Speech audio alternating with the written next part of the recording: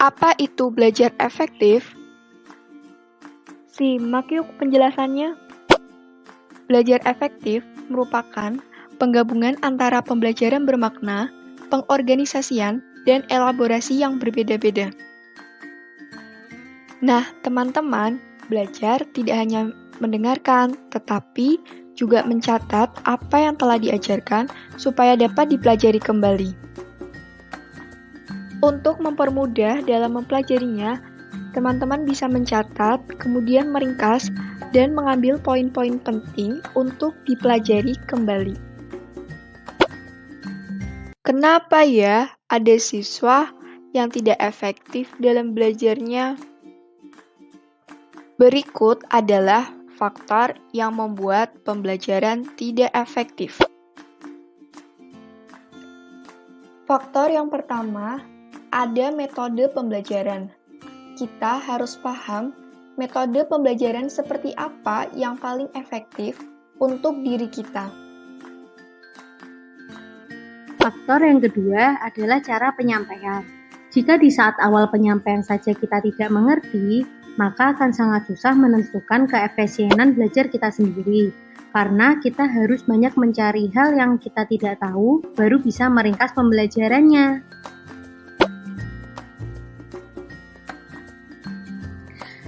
Faktor yang ketiga adalah motivasi. Tidak ada motivasi di dalam diri untuk memahami dengan cepat. Tidak ada motivasi untuk mencatat, meringkas, sehingga akan mudah lupa dalam otak kita pembelajaran tersebut.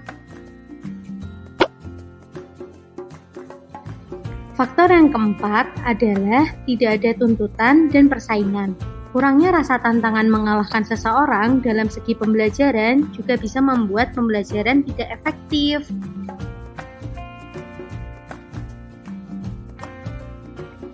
Faktor yang kelima adalah potensi diri. Tidak mengetahui potensi diri atau batas diri membuat kita tidak mengetahui posisi yang tepat saat belajar, sehingga pembelajaran yang masuk di dalam otak akan percuma. Tips-tips yang dapat kita aplikasikan agar belajar menjadi lebih efektif adalah sebagai berikut. Tips yang pertama adalah belajar dalam jumlah dan waktu yang singkat namun rutin. Belajar dengan sedikit demi sedikit tapi rutin akan lebih mudah diserap oleh otak dan tidak mudah mengalami yang namanya burnout akademik. Tips yang kedua adalah disiplin waktu dan fokus. Waktu yang ada selama pandemi harus dimanfaatkan secara baik agar tetap dapat menjaga produktivitas. Pada masa pandemi ini, kita juga harus tetap fokus dalam melakukan pembelajaran secara daring. Tips yang ketiga adalah mencatat ulang materi yang telah diberikan. Otak kita akan memproses informasi dan menyimpannya dengan mudah, serta dalam jangka waktu yang lebih lama apabila kita menuliskan materi tersebut. Tips yang keempat adalah berhenti saat lelah. Selama pandemi, kita sudah banyak dihadapkan dengan hal-hal yang tidak pasti, sehingga mengakibatkan kita cemas dan lelah dengan keadaan. Sama halnya dengan belajar.